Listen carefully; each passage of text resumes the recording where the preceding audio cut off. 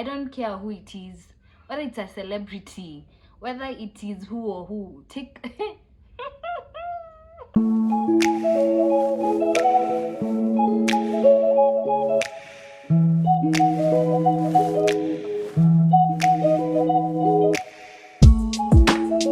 recently there has been a shift in the makeup market, in that many young people are tending to lean towards arts job, and one of the arts job are being a makeup artist.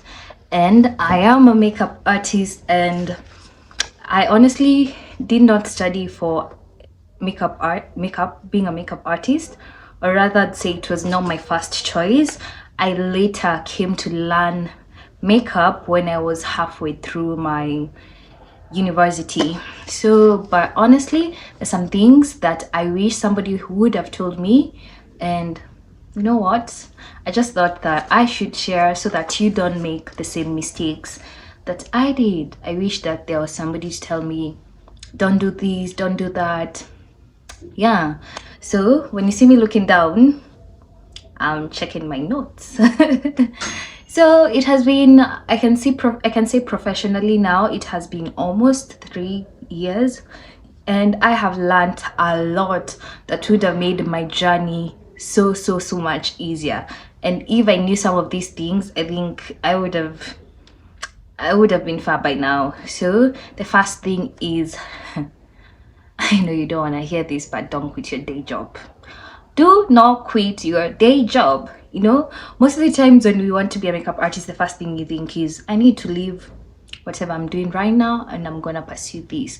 But honestly, think of your job as a stepping stone towards becoming a makeup artist, because I can say becoming a makeup artist can be sometimes demanding, and it's not like any other job out there. The progress in terms of pay and everything is very slow and gradual, and you have to be so patient with it.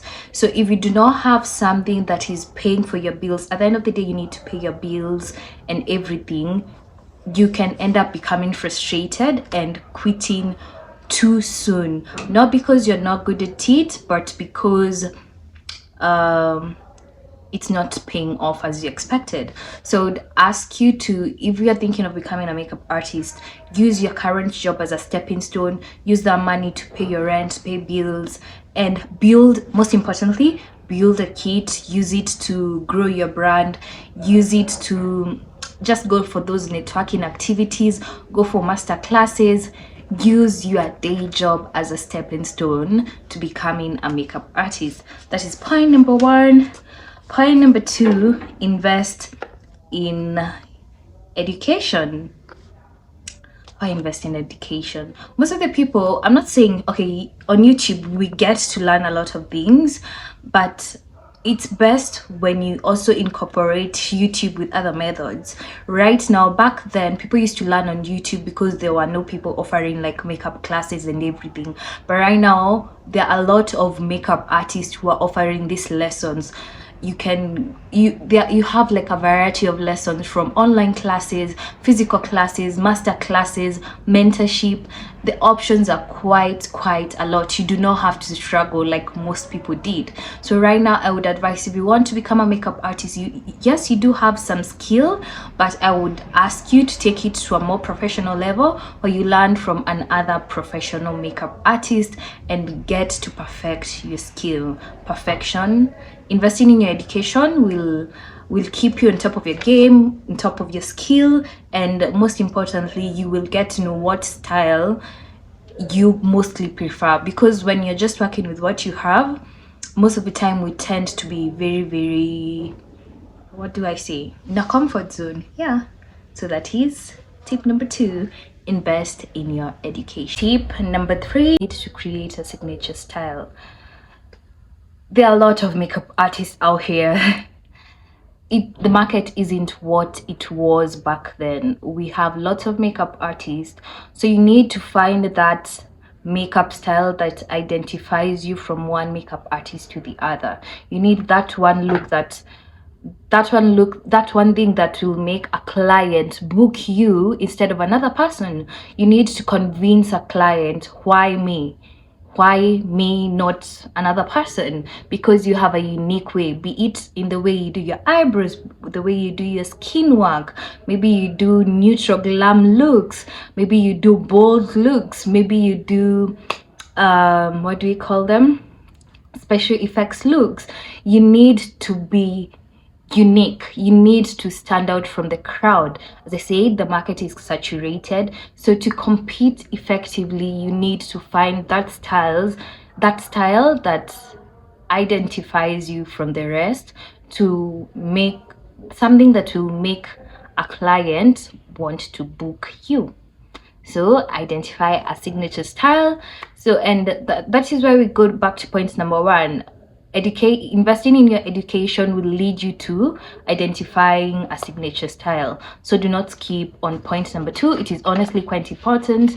Even wherever I am, I always try to learn from people around me, be it my mentors, be it my fellow makeup artist friends. I will go ahead and ask, oh, hey, how do you do that? How did you achieve this? How I'm experiencing a certain challenge. How do I handle this and this? So be always open to learn. As a makeup artist, you need to learn all the time because the market is always changing, and through this you'll also be able to find your niche where you honestly stand out. So identify your signature style. The one thing I wasn't ready for is the booming and the low seasons. With makeup, we have our high peak seasons where there's a lot of work, a lot like overwhelmingly a lot, and it can lead you like, because you want to take in so much and you want to make money, you end up overbooking yourself and overworking yourself because you're anticipating the slow seasons. Because we also have slow seasons where in a month nothing is going on, nobody is married, nobody's getting married, nobody's going to for fancy occasions. Like in my case, January is almost usually like a very slow month because I mean we've just come from December, people have spent their money, kids are going back to school, nobody has money to be wasting around on makeup services. So during December you find typically I find myself overworking myself over the years. Other than last year, I used to find myself overworking myself because I'm like, I need to do this booking, I need to do this booking. Okay, time early enough? No, I don't care, I'm gonna take the booking. Regardless of the time, I was taking the booking. I was working 7 days a week, hours ridiculous. I was working 7 days a week and over a long period of time, because at times you'd find like I have a client at 8, at times you'd find that I'm leaving the studio at 9-10 p.m. and it was honestly not good for me in the long run, because now what happened is I became burnt out. You need to have a strategy, know when to take your clients, also prepare. I'm not saying you don't need to prepare yourself for the slow seasons, because you need to prepare yourself for the slow seasons because you won't be having clients, so you're relying on income that you made during the boom season. So always prepare yourself, know what amount of clients do I need to sustain myself during the slow seasons. Okay, this is the amount of clients I need, so have I reached my target, yes or no? If yes, do I have space to take in more without overworking myself? If you do have space, continue booking, but if you do not have space, do not book.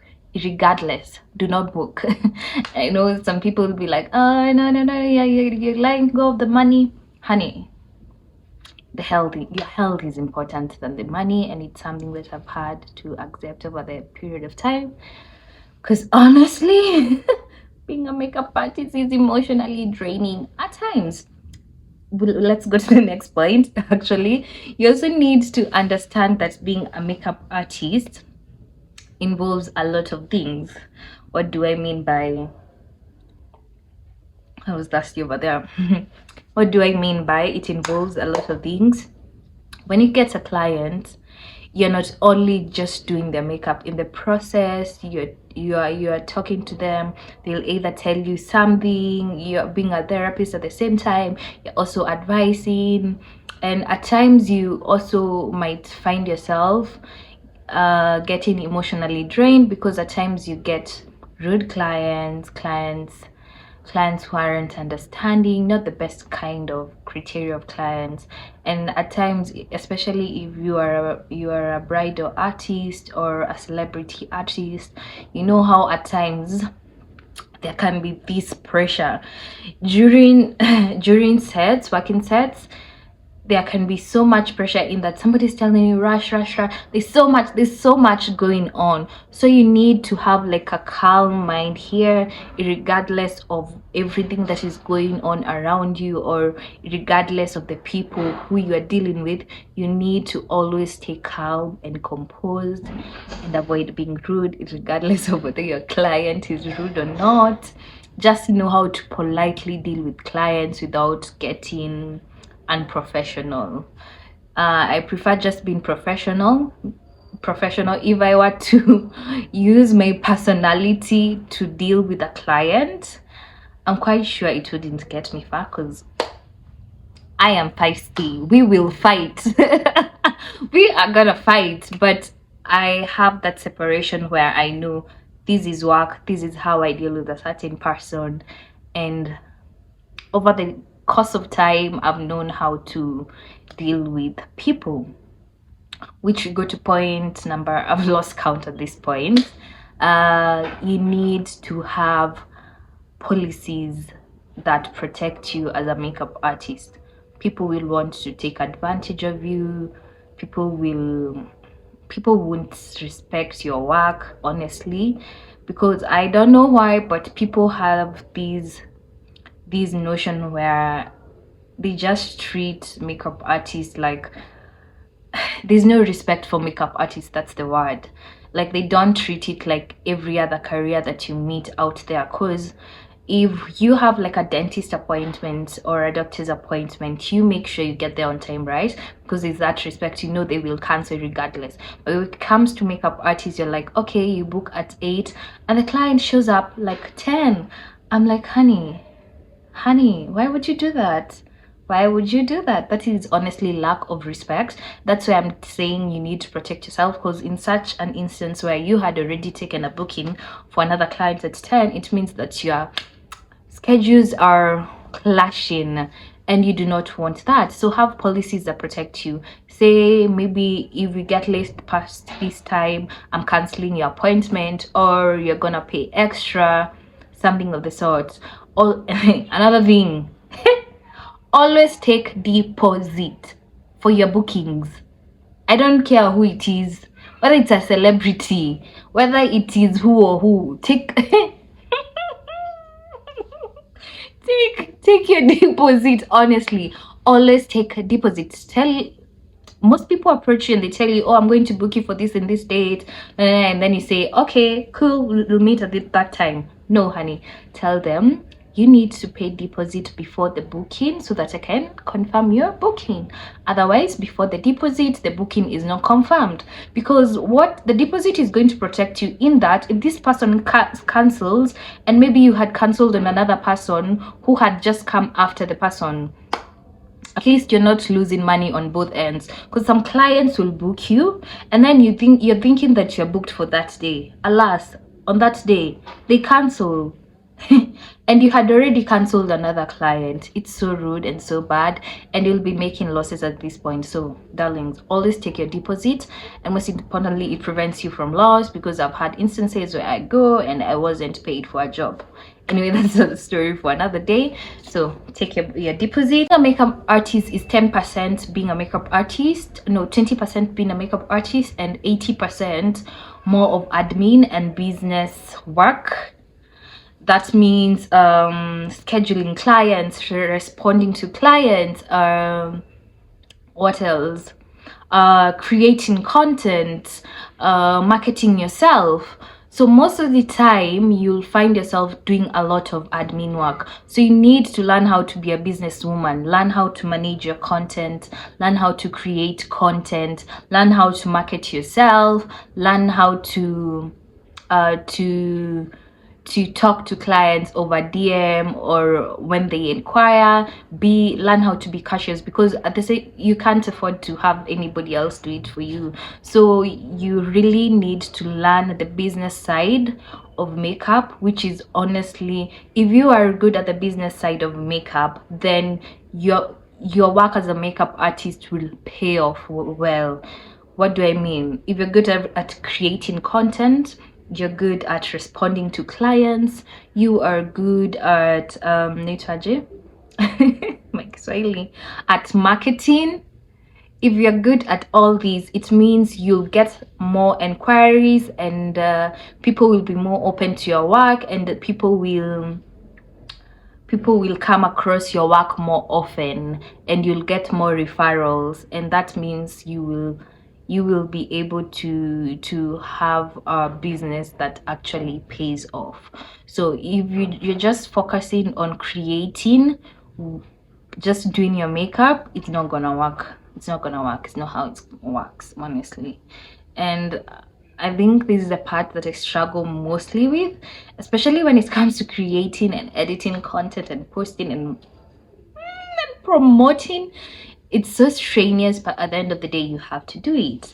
So yeah, those are some of the tips that I wish I knew sooner when I was starting out as a makeup artist. I know better now, and hopefully you also do know. I hope you are jotting them down. And honestly, being a makeup artist is not easy, but it's also not hard. It's not hard. It's not easy, but it's not hard, but it's also fun, especially if it's something that you enjoy. You honestly get some sort of gratification from it. You just have to learn how to be patient. Being a makeup artist, you need to be patient, because it's a slow, gradual process, and I emphasize on the slow. You need to be patient, because all the work that you'll be putting in throughout the years is eventually what is going to make it pay off. And I'm also trying to learn that and reaffirm myself that. And each time I feel like I want to give up, I just remember, be patient, be patient. Your work will finally pay off. Anyway, that's it for today. If you're wondering, I've worn this makeup for the whole day. I didn't have time to touch it up because I don't have makeup at home, it's at work, and I just knew I had to record these. I hope you've learned something, and if there's some tips that you'd want to share, put in the comment section down below. And yeah, bye bye.